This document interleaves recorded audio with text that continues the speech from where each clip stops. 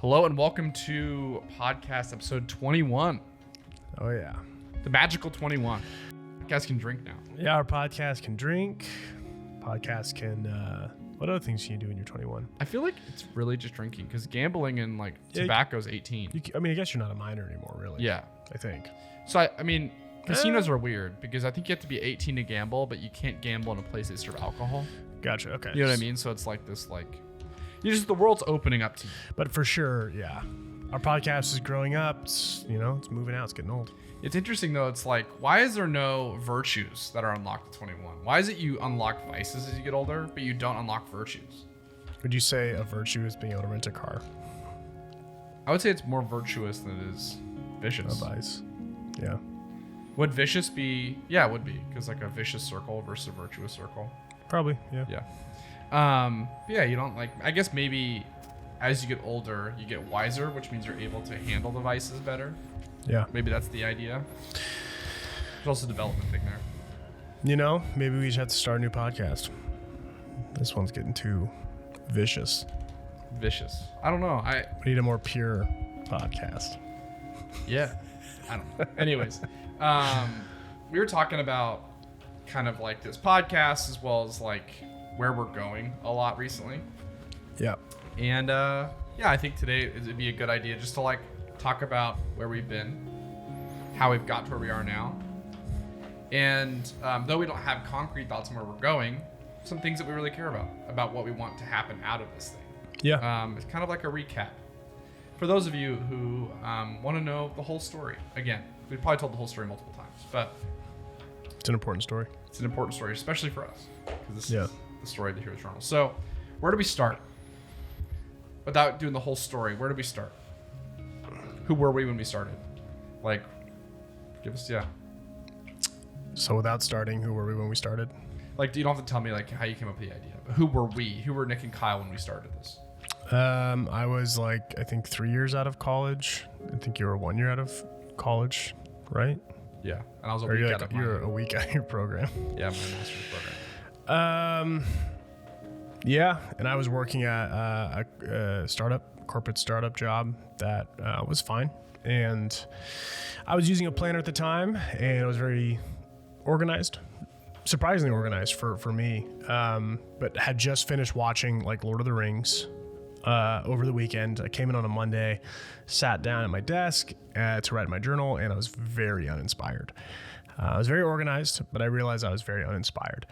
And with no intention to start a company, with no intention to launch a product, I was like, why isn't there a version of this journal that is nerdier, that is more charming to someone who's more imaginative and more inspired by stories? Why isn't there a structure that sort of mirrors or plays off of the hero's journey in a day-to-day life? And so for a long time, not for that long, I guess for a week or so, I looked for this product on Amazon, on Google, and I couldn't find anything. And I wasn't trying to start a product. I was trying to buy something. And when I realized that itch wasn't being scratched by the market, I was kind of well, I don't know a lot about starting a company. And I know a little bit about building a product. So I should give this a go. And so that's kind of where you come to the story. Yeah, but who were you? We had lived together for about 2 years before that, maybe a year and a half. Yeah. And you had pitched me on becoming streamer. You had pitched me on writing short stories and publishing them on Amazon. Tell me about your kind of want to be either creative or to create maybe a passive income, because you had been interested in a certain amount of entrepreneurship, but it wasn't. I mean, when I was 24, I just probably any 24-year-old had no idea what I was doing with my life, and I was very uncomfortable with that feeling, and I was okay, I wasn't killing it, but I had a lack of trajectory that was very uncomfortable to me. And so I kind of realized that I needed a sense of just direction, I guess. Like I was working basically like a typical 9-to-5 job. I had a college degree. It was actually a lot of fun because I was living with, guys my age. We were renting a house together. It was very like what you do in your early 20s, but I wasn't really satisfied with the work I was doing. And I wasn't really sure what like my overall life was really about. Yeah. And so when I was 24, I was like, I'm going to set, a few goals by the time I get to 26, 2 years from then. And even if I like fall completely short of them or whatever, I'm just going to focus on these 3 things. Cause at the time that was the most direction I had. And one of them was like work in AAA games. Another one of them was to make $2,600 of passive income per month. And then I think, then the other 2 were Lord of the Rings based because I was obviously very into Lord of the Rings, still am. One of them was to go see Lord of the Rings live, which is like the orchestra plays. And the last one was to stay in a hobbit hole. So I booked the hobbit hole right away because it was like 2 years out. And I never ended up going actually because the weather was bad. So, but I was still proud of myself for going for it, which sounds weird, but I don't know. There's something powerful about setting a goal and taking a swing at it, even if you fall completely short of it. Anyway, so I did go see Lord of the Rings live with you actually in Calgary. I never ended up working in AAA games, but I did a quarter of like game design class at UW. At the University of Washington here, and it was like really weird. It was like night classes, and it was like 3 hours long, and it was like weird because I was working at the time, and I realized when I was going to that class, I was like, man, I'm probably not cut out to be a video game designer, and I never would have really known that or felt that way if I never like would have stepped into that world. And so I was really proud of myself for doing that as well. And I like paid money, and like I was like, I'm gonna really take a swing at this. And then sort of the other thing was figuring out what's passive income going to be about. And there like you said, I pitched on a lot of different things. None of them really felt right. And the other thing is like, I really wanted it to be passive. I didn't want it to become my life necessarily, but I was just looking for ways to make more money on the side and sort of develop a little more freedom and less immediate reliance on my day-to-day job that I didn't really love. So that's who I was. Yeah. And I mean, technically, so we launched the first Kickstarter when you were 25 turning 26, right? It was February before May. So during your 26th year of life, we hit $2,600 in a month on the side. It wasn't passive, but it was on the side. Yeah. So I mean, you hit it pretty solidly. Yeah. If you look at the whole gamut of stuff that you set out on, you hit it pretty good without even thinking about it. Yeah. I mean, you definitely thought about it, but I thought about it, but I wasn't. I mean, how many times did I talk about we got to get $2,600 passive income a month? You never once said that to me. Yeah. But because the other part is like, were you looking for income or revenue? Because that's the other part. But anyways, who was Kyle in 2018? Well, I had just graduated from my master's, and leading up to that, I guess, as a 23-year-old, so I went to college to be a teacher. I wanted to be a history teacher, and halfway through, I realized that I didn't really want to do that for a litany of reasons, mostly because I always knew that I could go back and become a teacher. Yeah. And I sat in a classroom for one of my ed classes before I switched. And I was like, I'm just not that much older than these people.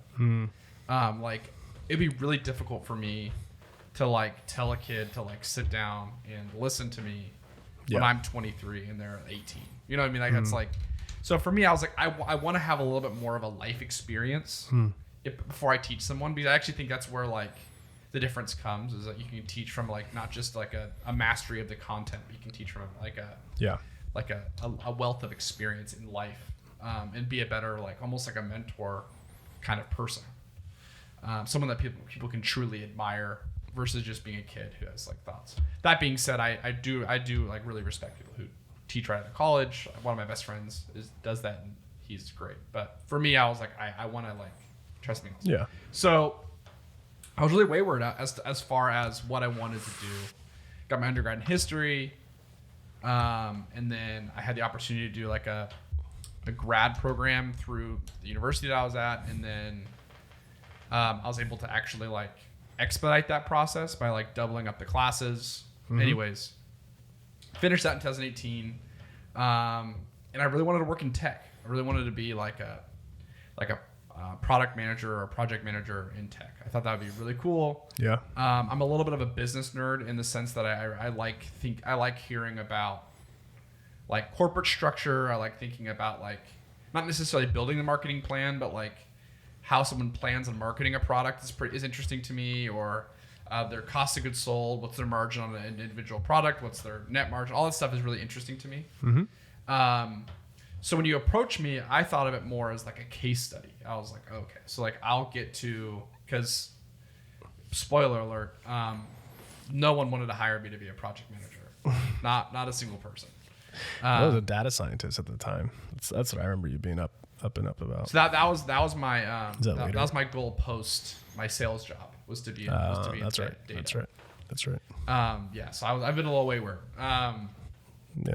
But yeah. So I was like, just like, oh, this will be like a fun case study as to what it takes to develop a product, to ideate a product, to get it produced, to get it sales, to like play with the margins, create a sustainable business. It was pretty much like that was like the thought process behind it. There was no like entrepreneurial fervor. There was no there was definitely like a level of like philosophical backing of like I actually thought our product was very positive, and if someone was to use it, it'd be a positive impact in their life. Yeah.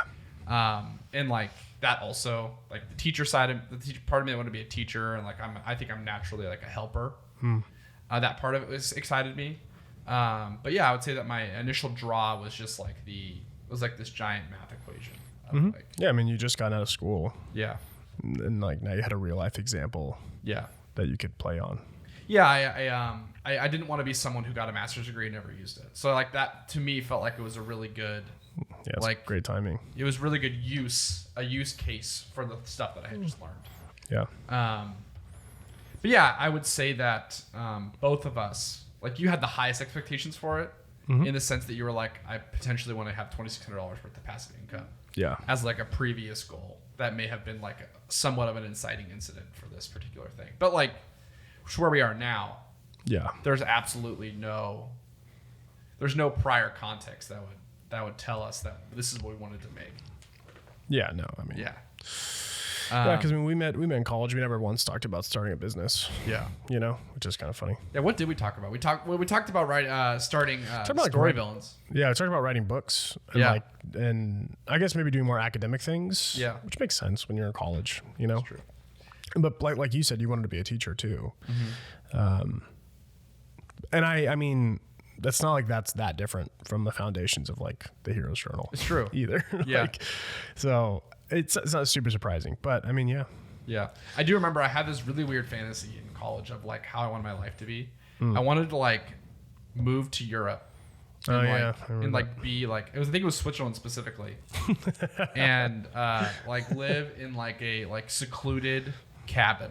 Oh. That like looked at the mountains and I just like wrote books all the way. That was what I wanted. You know, this might be spicy. I think everyone has that. Right? I think every male who takes like a literary class in college has that, even if it's for a week or it's for years. Mine was for a while. They secretly had, and I only reason I say that is because I've talked to like guys older who like said like, oh, I wanted to go move into the, and I just kept hearing that like sort of almost like sarcastically, but like kind of often. And I was like, everyone's had this thought. Yeah. Everyone's like, I don't want to talk to anyone ever. I just want to write things, and I just want people to love what I write. Yeah. I don't want to have to talk to them. Yeah. Yeah, I think it's like some version of like. It's like I think it's Ernest Hemingway's fault. I really do. Yeah, I don't know. He has like this like machismo, and he's like it's like very like simple but like profound way of speaking. Yeah, which you know I don't know. I think it's more of an avoidant. I think that's how I always thought of it. Yeah, that's funny. You're like, it's like, I don't want to involve myself in other people's lives, but I want everyone to love me. Yeah. And I don't want to have to deal with any of the like hard work of that. Yeah, I know. It's just really weird. I just want to live alone in a forest. Yeah. Yeah. I don't know what that is. I don't know where that comes from, but it's like, I don't know either. Yeah, but that was like, so I think like the creative part of the Heroes Journal like appeased that side of it. Like I got to feel like an author for about 10 months when we were trying to create this thing. Yeah, because we were trying to like, how do you, like, what ideas are we going to put into the intro content? What ideas are going to like permeate throughout this thing? How are we going to like get people to believe in the thing that we believe? Not because they need to believe what we believe, but because we believe this can actually help your life. I have two really distinct memories from early on. One of them is actually coming home and pitching you the idea. Because I think I texted you about it earlier on. Didn't I? It's possible. I feel like I said, I was like, hey, I have an idea I want to tell you about. Possibly. Later on. And you're Which like, wasn't like new. No. Yeah. And you're like, okay. And then later that night, because I remember sitting on the green couch. We still have, by the way. Yeah. Sitting on that green couch, and I actually had I thought it was in the hallway downstairs. No. When you told me it was on, well, we may have moved around the house a little bit. That's true. We do that. But one memory I remember this because it was one of the first times you ever like pitched a product design to me. We were sitting on the couch and I was like, yeah, here's what the idea is. And you're like, this is really cool. And I remember that being weird because you're always like, you never said that. You're always like, this is dumb, or like, I don't understand it. Or yeah, which makes me feel bad. But I do the same thing to your ideas all the time. I think it was just something that we did, like kind of poke holes in like the idea. And I think the other person, like the person pitching it, almost wanted it to have holes poked in it in a weird way. So it's kind of just more of like an extra. It was just like, oh yeah, here's my crazy idea, poke holes in it. Here, I'll poke holes in it. But this is one of the rare times where I was like, here's an idea. And you're like, that's a good idea. You should do that. It's all the things that you care about. And I was like, that's a different response. And then I remember sitting on the couch and like, it was either like a moleskin or some journal. And you're like, here's how it's going to be. You like baked out this journal. And you're like, this is an opportunity for someone to go on an adventure. And I was like, oh, that's really cool. And you opened like this like book as an example, and you're like, it opened up and it would say, and there'd be claw marks down the side of it. And it would say, this journal belongs to. I was like, oh man, this is great. I remember that. That's all I remember. Yeah. It's very visceral. Yeah. I remember like, there was for a long time, like open if you dare was how I imagined it of like, it's like the most dangerous thing that you could ever do. It's like Jumanji or something. Yeah. Yeah. Like the most dangerous thing you could ever do is like want more for your life. You know what I mean? Like that's the idea behind it. Is like stepping outside of your comfort zone. Yeah. It was like, once you open this, you can't go back. Like you have no, it was a lot more like Walter Mitty. You know, it's very much like you can keep being Walter Mitty, or you can like fly to New Zealand. Yeah. Well, once you open the can of worms, it's like you can't be Walter Mitty anymore. Now you have to like, so anyway, that was really exciting to me, and it helped like. So that was the first memory. Second memory was actually sitting down to try and make it for the first time at Zoka, not the one that we Zoka's a coffee shop, and there's one like very close to our house that we've religiously gone to for almost like a decade. Yeah. But there's a different Zoka that we hardly ever go to. Maybe I think I've been there once actually. I think that was the one time that I've been there. I've like hardly ever been there. But yeah, for some reason, maybe that's why we remember this. But it's like we went to that Zoka for some reason. I don't even remember why. And yeah, we like sat down and tried to work on it. But the first step we took to working on it is we try to make it like a Mad Lib. Yeah, because the only context was, how do you get someone to live a quest? It's like you force them to put their life in the context of a quest. And it only really made sense when they were doing something. Yeah. Because you were moving to Arizona at the time. You were planning to. And so it was like, we'll just use my life as an example. It like got into it and I was like, well, of course this makes sense because you're actually like, setting out on a real adventure. And so it was like, oh man, like, it only makes sense if you can catch someone in that perfect moment where they're like, I'm doing something new and here's the right journal for that. You know? Because I remember the first idea that I had, and this in hindsight, a terrible idea, but it helped us start. But it was like, let's write the story about ourselves and then take personal pronouns out and just make it a Mad Lib. Right. And it was like, it's like, let's try to write about ourselves in the most like vague way possible. But then we realized it was like, there's no way to do this that doesn't end up it being about us. Right. You know what I mean? Or at a minimum, make the user feel pigeonholed into being a certain way. Like, yeah, that's one of the things. Like, you can't do like a character creation in a journal because it's just like the options are limited, and it just feels too templated. You know. So anyway, the irony is that's probably one of the most impactful things we've done, because from that point forward, it was like, this isn't about us; it's about the person using the journal. And like, so many things have been shaped out of that. Like, you think about like the complete like almost like vagueness of you. Like, there's no definable traits at all. And it's like, that's because it has to be that way. Or it's like, or like the fact there's no dialogue in the journal. And there's only like exposition here and there on like, in really quirky kind of ways that are specific to the world, but not to your story. Yeah. And like, that's been really difficult to maintain, but I think that was like the foundation of it, was because we realized that if we try too hard, we'll end up just making people live our story versus their own, which is probably one of the most important things we've done. Yeah, I think we're still, I mean, we've done a pretty good job of it, but I do think we're still kind of working out the fine details of making someone truly feel like this is their journal. Yeah. I do sometimes feel like people are like, oh, I have to fit into this, like, I don't know what my quest is. What should I do? Like, tell me what to do. It's almost like the straight A student, you know? It's like, what's the assignment? And I'm like, no. This is yours. Yeah. Like, that's for you to figure out. Because if I tell you what to do, it's not going to mean anything to you. Yeah. So I think there's probably like a way we could lower the friction on that experience. But anyway, that's the second memory I had of us working on it. And then from there was like a lot of remote working on it together, and probably spending like 10 hours a week on it, maybe something like that, for about 10 months. Like, just a long, slow process that eventually turned into our Kickstarter. Yeah. I was talking to Tone, who worked with us in the warehouse and is moving off to Arizona, ironically. And he has been working for his parents like nonstop for the last 2 months. He stopped working with us, and he's been just doing that. And he's gotten really good at his job. And he said this, and it was really interesting to me, because it actually reminds me a lot of my time in Arizona building the journal. He's like, music doesn't do it for me. He's like, I have to like listen to something of substance, because the thing that he's doing on a day-to-day basis is so repetitive and so easy for him now that he has to like keep his mind at work. And the reason I thought about this just now was because when we first started this thing, we were both working jobs that weren't fulfilling a certain amount of creative aspiration for us. So we had to like create the journal to fill that void. But in creating the journal, it wasn't just working on and writing like the intro content. It was like reading, learning new ideas, trying to like grow who Nick and Kyle are individually, so that we can kind of meet the minimum viable person. See what there? Nice. To make this thing. And it's funny now, because like now it's a lot harder for me to like read as much as I was reading, or like watch as much new content, or like grow, because like so much of me is being pushed and grown running this business. But I pull on that reserve of like work that I did back then to help me be the person that I am now. So it's like there's ebbs and flows in life where you're able to like, maybe there's a time where you're in research mode, and there's like a time where you're in application mode.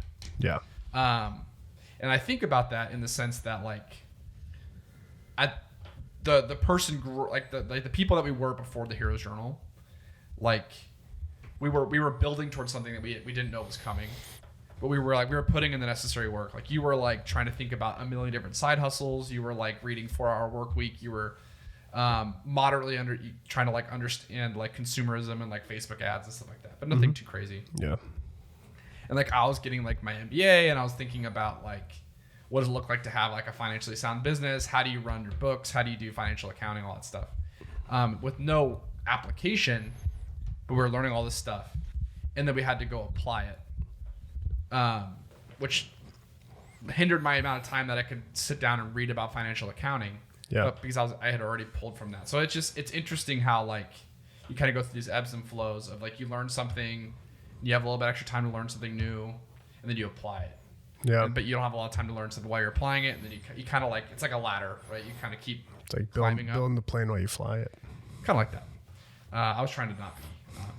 It's like you're just working deeper and deeper into the metaphor. Well, I'm thinking more about the people that we are. Yeah.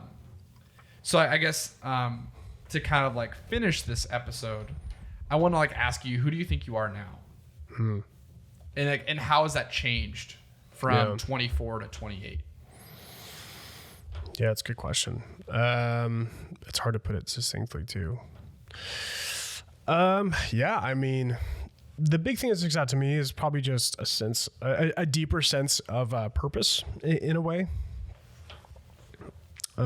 Purpose might not even be the right word. Purpose feels a little more eternal or like a little more intense. Yeah.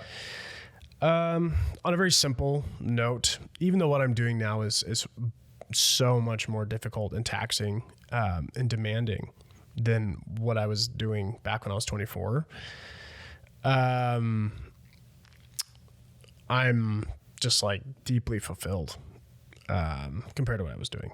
I felt back then like I was working pretty hard, and I think the exhaustion came from not really knowing where it was going. And I think I didn't like what I was doing, you know, so anyway, I think that 28-year-old Nick is much more, working a lot harder, and it's a lot more difficult what I'm doing now. But I mean, I think that there's like this deep fulfillment in it, that I get, that I think I was longing for when I was 24. I was kind of like, man, work is really hard no matter what, and anything worth doing in life is going to be hard. Yeah. So I may as well do something that I really want to do. Yeah. So being able to like, even if I wake up and I'm like, I have no idea what I should be doing today, or this is really difficult, or the business feels impossible, or like COVID is making this hard, or, you know, this vendor pissed me off, or whatever. Like, I know that what I'm doing is still so much more valuable to me and truly meaningful. Not because it's about journals or becoming the hero of your story, and I care about Lord of the Rings, but because it's like my thing. You know, it's the thing that has my name on it. And I think that's something that, it'd be really difficult to trade that for any other experience, even working at like my dream company for like, it's just, there's just something about having that in your resume or in your repertoire of like, hey, I took a bet on myself, and like, here's what went well about it. Here's what didn't, you know? I think that's like a really special thing. So I think 24-year-old Nick would be proud of 28-year-old Nick, I hope. And then you haven't talked about it in a long time, but you have goals for 30. Your goals for the age of 30 that you set at 26, I think. Yeah, I don't really remember. I know one of them. Yeah, I don't know if you hold to them anymore. I don't think so. But it's still good. I don't even remember what they were. You don't remember 3x30? I kind of do, but it never really resonated with me in the same way the other ones did. Yeah, I should probably set some new ones before 30. Yeah. I think so too. I need to set some. I just turned 26, so I've never been like a goal person like that. I don't think I've ever done that, except for one thing. I wanted to be a collegiate athlete since I was like 8 years old. That was like my number one goal. There you go. So I guess that's crazy. Like, I'm not a huge like law of attraction, like woo-woo person, but literally, I literally wrote them on my whiteboard, and I just had them there, and I kind of forgot they're even there. Yeah. But I would just look at that unintentionally, and just over time, I just kind of like, I'd have like a free moment, and instead of like going on my phone or playing video games, I'd be like, oh yeah, like I should look into like video game design course, and just like, it just weirdly permeates your subconscious. And you just kind of end up steering in that direction. It's very odd, but anyway, I should make some new goals for 30. Yeah. You know, now that I think I'm a little. You think 2 years is the right amount of time to do it for? I don't know. It's arbitrary. I'm not like, just because I kind of did it doesn't mean I know. Hey, give me the canon. What's the best way to do it? I'm not like, especially, I don't claim to be a life coach. There's probably people out there that are way more successful at planning goals. I mean, remember, I only really did one of the goals. I guess I did two of them. You did two of the three. And you know, it's like, that's how you did 2.5 because you explored the game design thing and you realized it wasn't. That's true.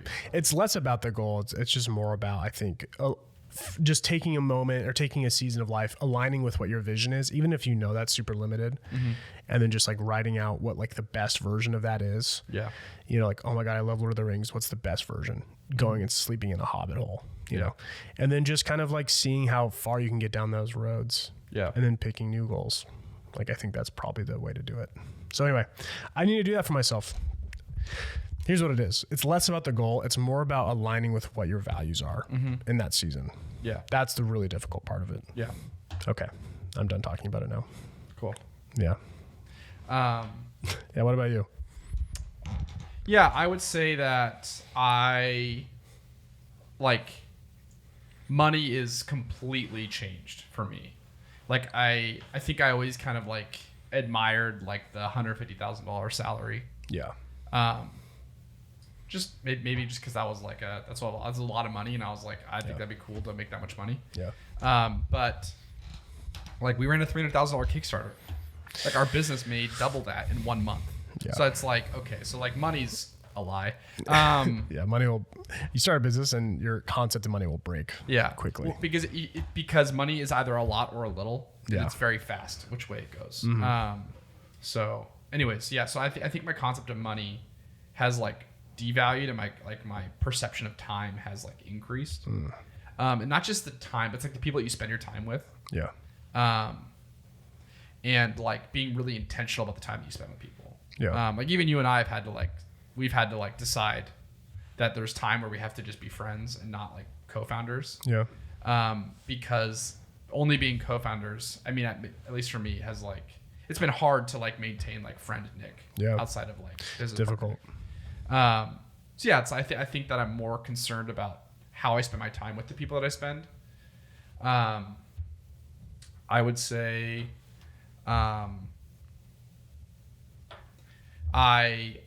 more clear on like you said, like the alignment of values and the thing that I want, and that matters more to me now than it ever has. Yeah. Whereas before it's like I can work for something, and if I believe in like the outcome of that thing, I don't necessarily have to believe in 100% of what that thing does. Whereas now I feel like I have to be like 100% aligned, or I feel off. Yeah. Which is interesting. Maybe it's just because we've been doing like a philosophically like driven product for a long time. Yeah. And maybe that will change if I was to go outside of this environment. Yeah. Yeah. I just feel like I've grown a lot. I feel like I spent a lot of time like reading and trying to like understand knowledge. Yeah. And I feel like now the last 3 years of running this company, I have a lot more like practical wisdom. Yeah. Which is very arrogant to say, but I feel like I have a better appreciation for knowledge in the application of that knowledge than I did before. Yeah. I understand what it means and how to implement it. Yeah. There's a lot of things. I mean, gosh, I feel like you and I could kind of look at almost any company and jump into like any department and understand what their challenges are pretty quickly. Yeah.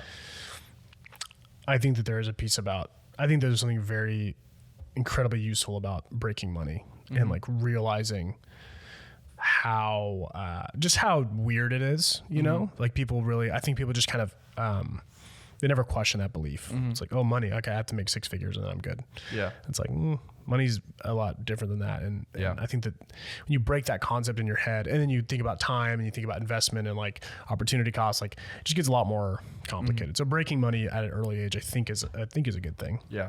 Hopefully. Yeah. And then I do think that the time part of being an entrepreneur, it makes you really question what your values are because you have more time essentially, or you're working for that. You have both more and less time at the exact same time.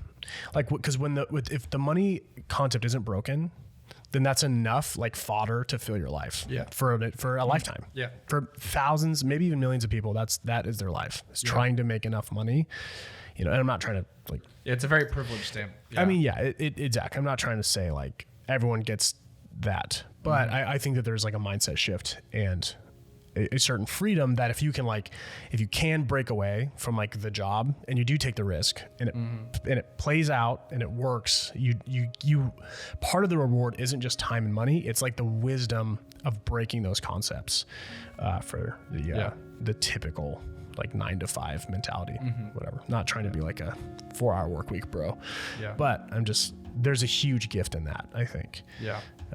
Anyway. I have one thought that's broke up into 2 entities that come together. So I was reading a book called Resilience this morning. I'm rereading it because a friend reminded me of it recently. And he has this quote. I'm going to read it because I don't want to mess it up.